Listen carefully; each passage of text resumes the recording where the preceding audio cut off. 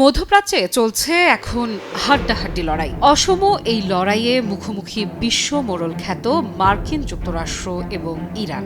বলাই বাহুল্য, যুক্তরাষ্ট্রের অত্যাধুনিক সব সমরাস্ত্রের সামনে ইরানের সক্ষমতা কিছুটা হলেও কম, কিন্তু সেই কমতির রেশ মাত্র নেই পারস্য উপসাগরীয় এই দেশটির হৃদয়ে। দেশের সর্বোচ্চ ধর্মীয় নেতাকে হারিয়ে বুক ভরা শোককে শক্তিতে পরিণত করে দেশটি লড়ছে অদম্য শক্তিতে। আর এই অনমনীয়তায় যেন হিমশিম খাচ্ছে মার্কিন যুক্তরাষ্ট্র ও তার অন্যতম মিত্র দখলদার রাষ্ট্র ইসরায়েল। এবারে ইরানের পক্ষ থেকে এলো এমন এক বার্তা যা পশ্চিমাদের জন্য বড় দুঃসংবাদ।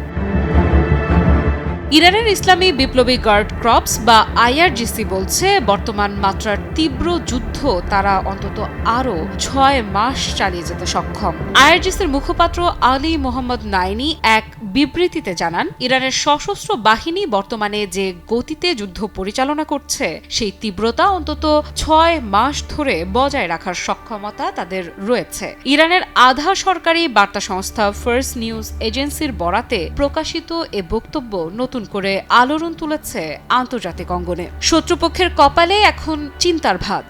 আরও 6 মাস যুদ্ধ মানে শত্রুর জন্য বড় ক্ষতির অঙ্ক। এই দাবি সরাসরি বিরোধিতা করছে যুক্তরাষ্ট্রের প্রেসিডেন্ট ডোনাল্ড ট্রাম্পের সাম্প্রতিক মন্তব্যকে। ট্রাম্প বারবার দাবি করছেন যুক্তরাষ্ট্র ও ইসরায়েলের যৌথ অভিযান ইতোমধ্যেই ইরানকে বড় ধাক্কা দিয়েছে। এমনকি তিনি বলেছেন, আমরা এ যুদ্ধে বড় ব্যবধানে জিতেছি, আমরা তাদের পুরো শয়তানি সাম্রাজ্য গুঁড়িয়ে দিয়েছি। কিন্তু প্রশ্ন হলো, বাস্তব চিত্রটা আসলে কি? বিশ্লেষকদের মতে ইরানের এই আত্মবিশ্বাসের পেছনে রয়েছে দীর্ঘদিনের সামরিক প্রস্তুতি। মধ্যপ্রাচ্যের অন্যতম শক্তিশালী সামরিক সংগঠন আইআরজিসি শুধু যুদ্ধক্ষেত্রেই নয়, রাজনীতি, অর্থনীতি ও গোয়েন্দা কাঠামোর মধ্যেও ব্যাপক প্রভাব বিস্তার করে রেখেছে। আর এই সমীকরণে নতুন মাত্রা যোগ করেছে রাশিয়া। আন্তর্জাতিক বিভিন্ন সংবাদ মাধ্যমের প্রতিবেদনে উঠে এসেছে চাঞ্চল্যকর তথ্য।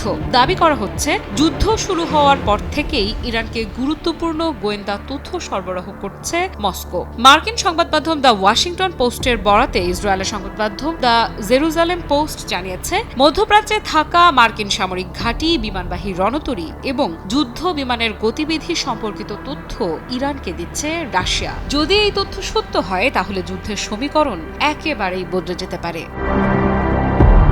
কারণ আধুনিক যুদ্ধে তথ্যই সবচেয়ে বড় শক্তি। শত্রুর অবস্থান, তার কৌশল কিংবা অস্ত্রের গতিবিধি সম্পর্কে আগে থেকে জানা থাকলে যুদ্ধের ময়দানে বড় ধরনের সুবিধা পাওয়া যায়। তবে রাশিয়ার সহযোগিতা কি কেবল গোয়েন্দা তথ্যে সীমাবদ্ধ? বিশ্লেষকদের মতে বিষয়টি তার চেয়েও অনেক গভীর। গত বছরই ইরানকে উন্নত সামরিক প্রযুক্তি সরবরাহ করেছে রাশিয়া। এর মধ্যে রয়েছে MiG-29 সিরিজের যুদ্ধ বিমান এবং অত্যাধুনিক S-400 এয়ার ডিফেন্স সিস্টেম। S-400-কে বিশ্বের অন্যতম শক্তিশালী আকাশ প্রতিরক্ষা ব্যবস্থা হিসেবে বিবেচনা করা হয়। এটি কয়েকশো কিলোমিটার দূর থেকে শত্রু বিমান, ড্রোন কিংবা ক্ষেপণাস্ত্র শনাক্ত করে ধ্বংস করতে সক্ষম। বিকাশ পেমেন্টে 10,000 টাকার বেশি অফার। শপিং চলছে তো।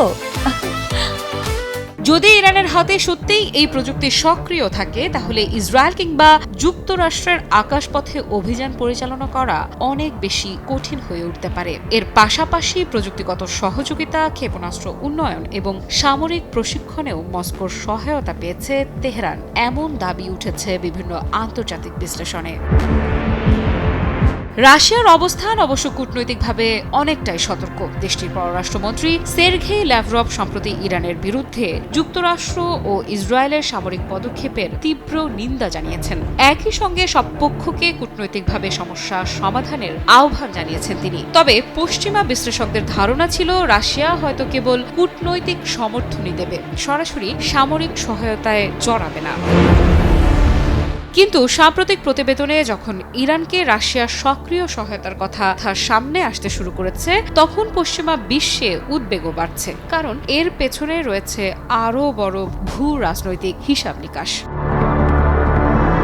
মধ্যপ্রাচ্যে যুক্তরাষ্ট্রের প্রভাব কমানো এ লক্ষ্য বহুদিন ধরেই মস্কোর কৌশলের অংশ বলে মনে করেন বিশ্লেষকেরা। আর সেই লক্ষ্যেই ইরানকে শক্তিশালী করে তোলার চেষ্টা করছে রাশিয়া, এমন ধারণাও জোরালো হচ্ছে। অন্যদিকে ইরান ও রাশিয়ার সম্পর্ক কেবল সামরিক ক্ষেত্রেই সীমাবদ্ধ নয়, জ্বালানি ও পারমাণবিক প্রযুক্তির ক্ষেত্রেও তাদের সহযোগিতা ক্রমেই গভীর হচ্ছে। আফ্রিদা ইফরাত, নিউজ 24।